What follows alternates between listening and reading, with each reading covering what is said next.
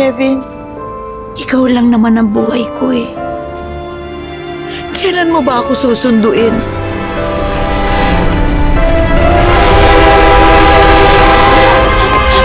Ano ka ba naman, Kevin? Tita Nanay, ano po yun? Ah, hindi, si tatay. Inaaya ko siya sa labas.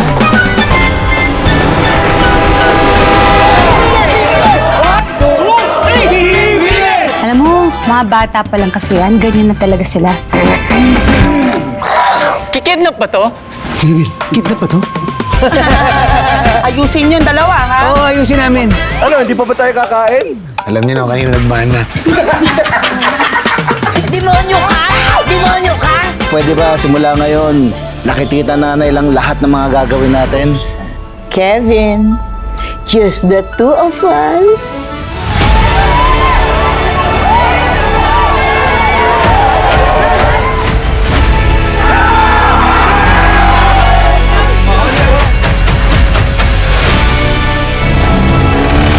Kevs, parang okay na sila. Ready na ako anytime.